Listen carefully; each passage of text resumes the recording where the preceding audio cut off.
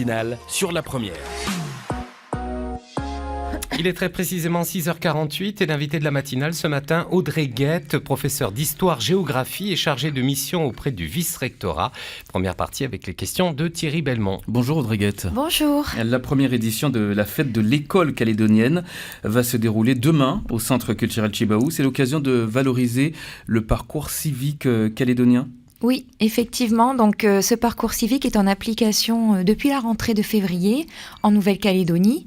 Il a été adapté par rapport à la réforme qui a eu lieu en métropole et il est complètement adapté à la Nouvelle-Calédonie. Donc, c'est un parcours en fait qui est divisé en 4 éducations et qui balaye en fait tous les champs de la citoyenneté.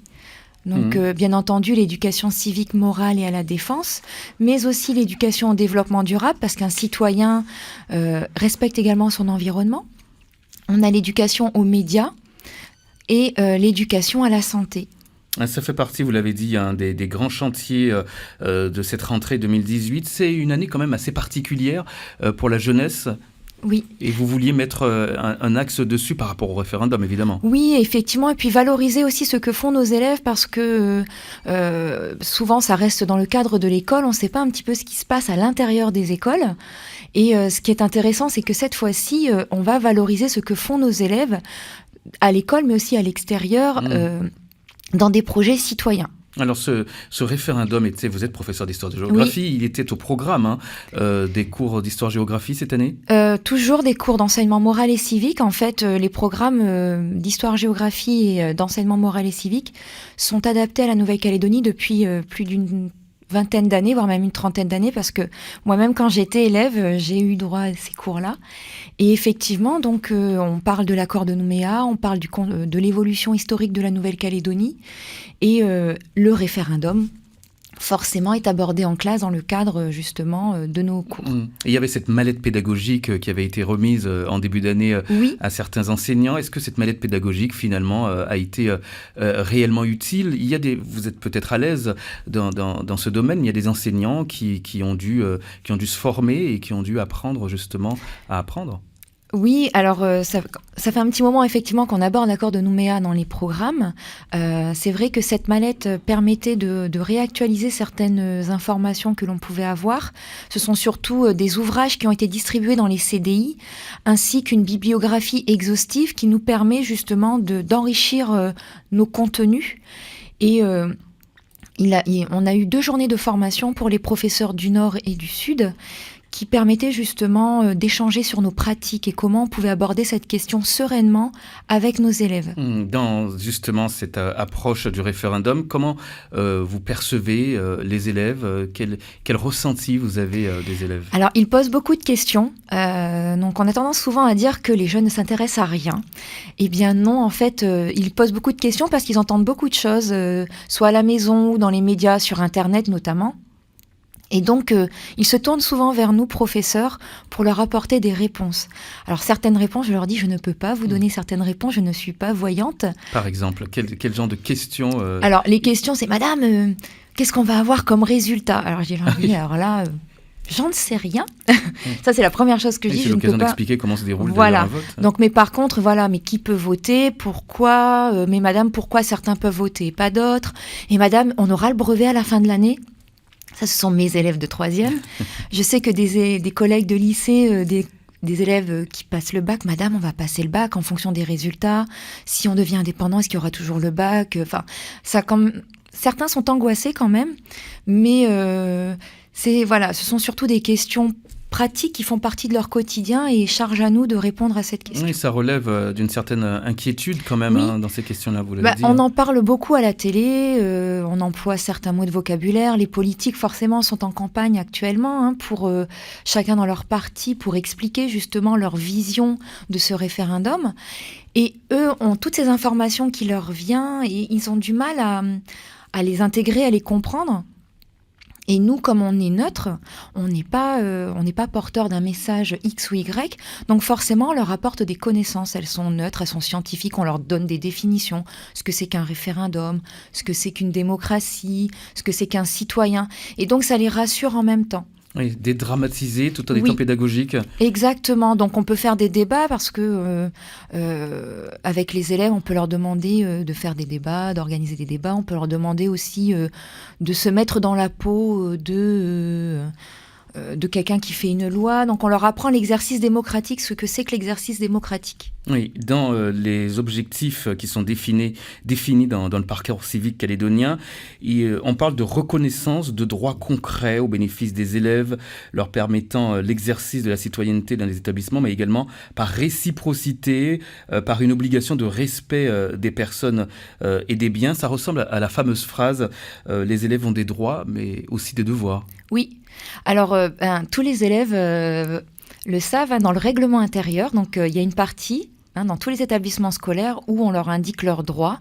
Donc ils ont le droit d'être représentés, donc l'élection des délégués par exemple.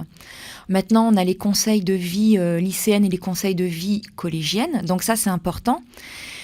Et aussi, ils ont des devoirs qui accompagnent ces droits, bien entendu, le respect de l'autre, le respect de la parole de l'autre, notamment quand on organise des débats en classe, quand quelqu'un n'est pas d'accord avec ce que l'on vient de dire, on doit ne pas forcément l'insulter, lui dire t'es nul, etc. Mais au contraire dire je ne suis pas d'accord et ensuite étayer derrière, avoir une attitude respectueuse, responsable.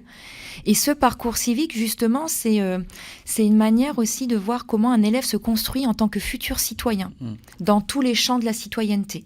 Ça participe aussi à la prise de parole. On aide les élèves justement à s'exprimer oralement. C'est important parce que le bac, par exemple, en métropole,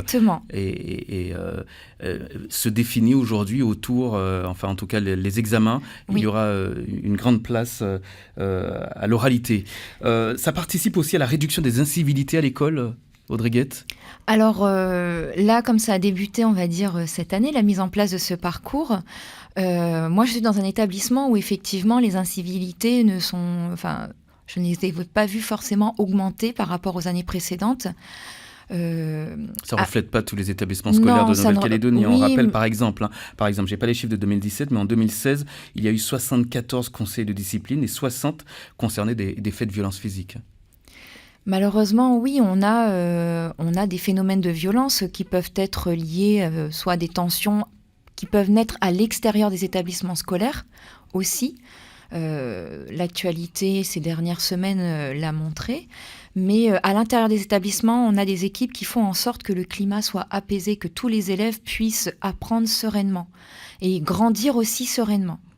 Il y a des valeurs, vous avez l'impression, qui se perdent quand vous côtoyez les élèves à l'école ? Non, en tout cas, non, parce qu'on a quand même des élèves. L'adolescence est quand même difficile, on a oublié un petit peu ce que c'était. On a des élèves qui vivent mal ce cap, en fait, mais ce sont certains ont un mal-être lié à leur environnement familial, social, mais parfois à l'intérieur d'un établissement scolaire et en fonction justement des projets qu'ils font, ils peuvent se révéler et au contraire être beaucoup plus apaisés. Est-ce que vous avez le temps d'accompagner les élèves, de les aider justement ? On parle, c'est vrai, souvent de ce mal-être des élèves et des adolescents au collège. Alors on a maintenant des cellules un peu d'écoute, on a surtout l'infirmerie. L'infirmerie est un lieu où les élèves peuvent avoir la parole qui est recueillie. Et puis on dirige surtout les élèves vers des structures comme Casado quand ils sont en grande souffrance. Certains viennent se confier à leur professeur ou à un autre adulte de l'établissement et ensuite on les redirige vers justement des structures beaucoup plus adaptées parce qu'on n'est pas formé pour ça aussi, mais on essaye de les accompagner au mieux de ce que l'on peut faire. Est-ce que vous vous sentez parfois dépassé ? Certaines situations peuvent nous amener à penser qu'on est dépassé parce qu'on a des situations qui font que des élèves qui vivent des choses difficiles.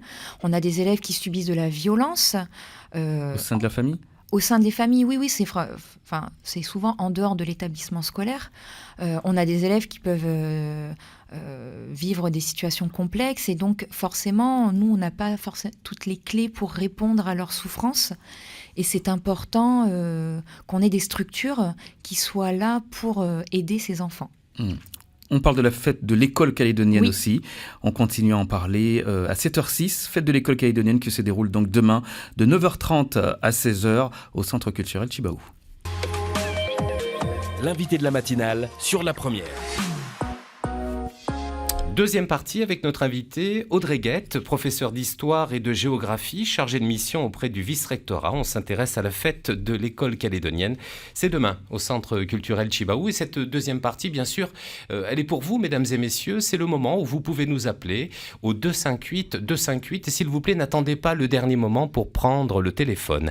Thierry Belmont. Voilà, on parle du parcours civique calédonien. Vous l'avez dit en première partie, Audrey Guette. Ce parcours civique regroupe 4 éducations: l'éducation morale, civique, à la défense, à la sécurité globale, l'éducation au développement durable, l'éducation au multimédia et à l'Internet, ça doit être plus facile pour les collégiens, et puis l'éducation à la santé. L'éducation morale, comment ça se décline, ça, au collège? Vous apprenez quoi?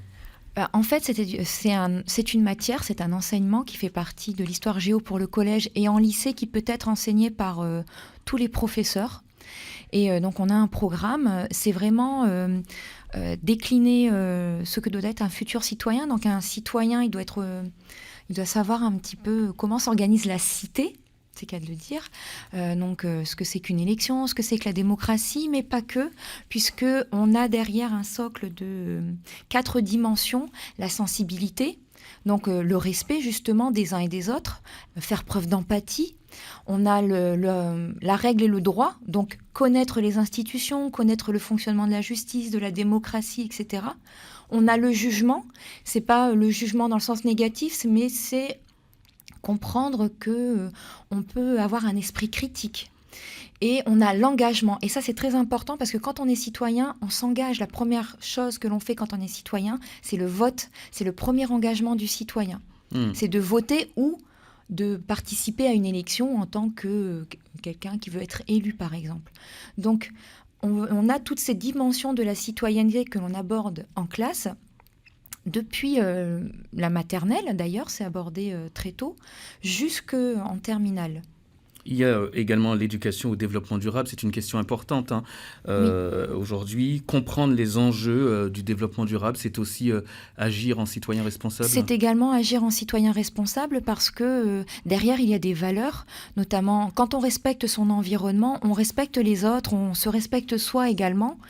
Et puis, on le voit avec l'actualité récente, la protection de l'environnement, le respect de l'environnement est importante.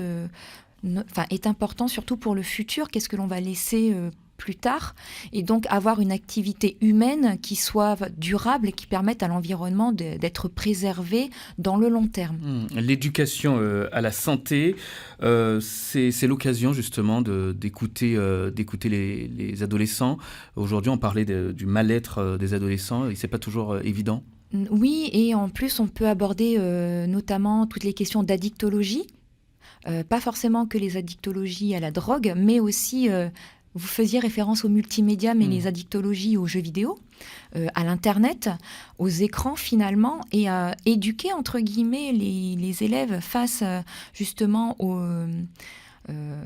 à ce qu'ils peuvent vivre au quotidien dans leur pratique.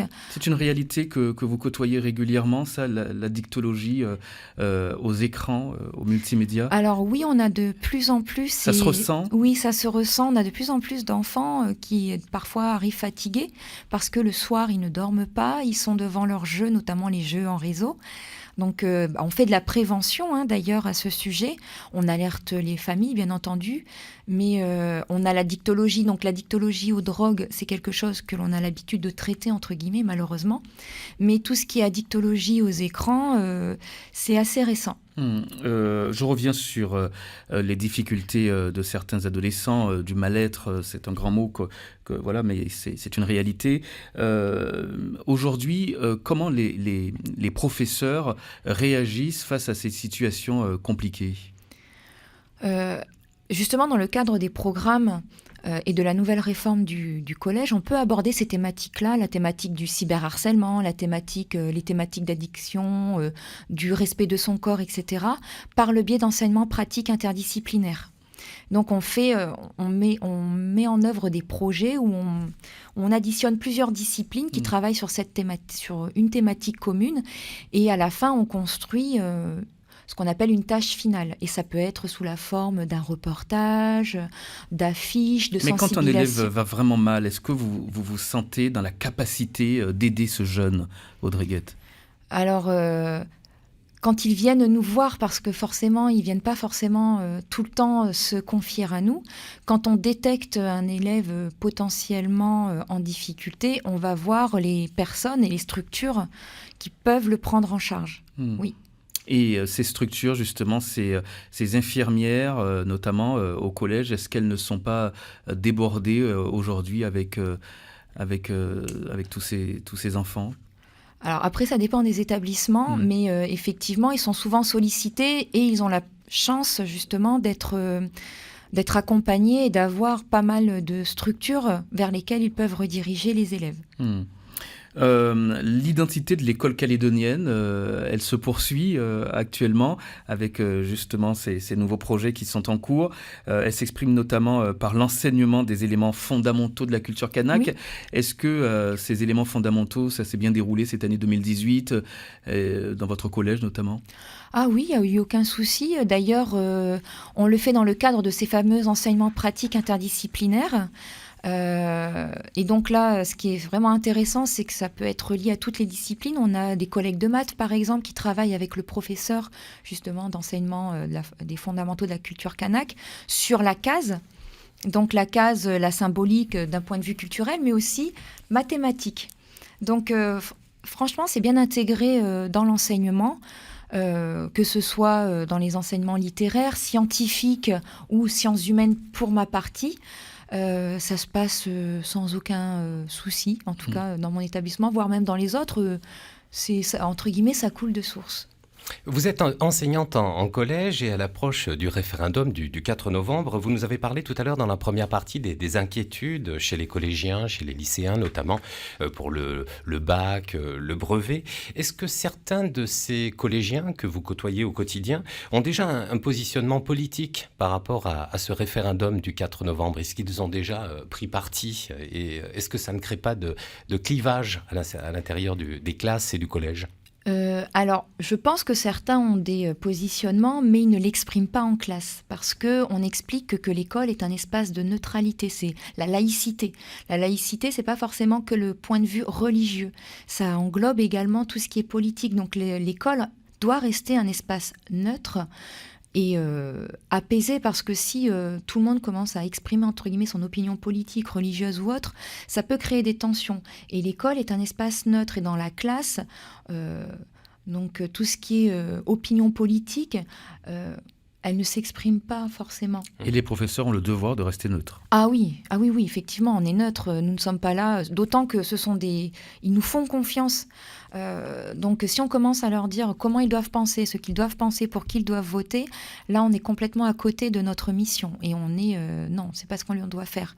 Donc non, on est neutre. Alors cette fête de l'école calédonienne demain au Centre culturel Chibaoui, il va se passer quoi ? Oh là là, plein de choses. En fait, nos élèves sont très créatifs. C'est-à-dire qu'ils se sont engagés pour les 1000 élèves qui seront présents. Ce sont des élèves volontaires qui ont monté des projets avec leurs professeurs dans tous les champs de la citoyenneté qui ont été évoqués. Et ils sont extrêmement créatifs parce que toute cette citoyenneté s'exprime soit d'un point de vue artistique, donc on va avoir des chants, des slams, des scénettes, soit on va avoir même des créations technologiques, puisqu'il va y avoir des panneaux solaires, des fours solaires. Alors, il me semble que des gâteaux vont être cuits avec le four solaire, donc préparez vos papilles. Et on va avoir également des élèves qui vont faire des web radios, donc on va avoir énormément de choses que nos élèves ont créées. Bruno ? Non, rien de spécial à rajouter. Principalement des collèges, des collégiens qui seront présents demain. Alors, on a beaucoup de collégiens, mais on a aussi des élèves du primaire, et notamment des petits, de CP, CE1. On a des lycéens jusqu'au post-bac. Représentant toutes les classes du territoire ? Ah oui, privé, public, du nord, des îles, du sud, on a de tout. Ça sera chacun son tour ou il y a... Alors, au niveau de la programmation sur scène... Elle commence à partir de 11h45. Donc, on aura des chants et des danses à ce moment-là. Et oui, on a fait un programme parce que sinon, c'est pas possible. On peut retrouver ce programme en ligne quelque part ? Oui, il est disponible ? alors, Il est disponible sur le site du vice-rectorat. Et si vous ne voulez pas aller sur le site du vice-rectorat, mais que vous êtes plus réseaux sociaux, vous avez la page Facebook du vice-rectorat. Et vous avez également les institutions, donc sur le site du gouvernement de la Nouvelle-Calédonie, puisque c'est lui qui met en œuvre cette fête. Et donc, nos élèves vont mettre en avant leur talent, soit sous la forme d'un village, puisqu'on va avoir un village où les élèves vont exposer leurs travaux, ou sur la scène. La fête de l'école calédonienne qui mettra en avant le parcours civique, c'est ça. Tout ce que les élèves ont appris durant l'année. C'est donc demain, 1er septembre, de 9h30 à 16h. L'entrée est gratuite au Centre culturel Chibaou. Merci d'être venu, Audrey Guette. Mais merci à vous. Merci beaucoup. Bonne journée et puis bonne journée. fête. Donc. Merci. Voilà.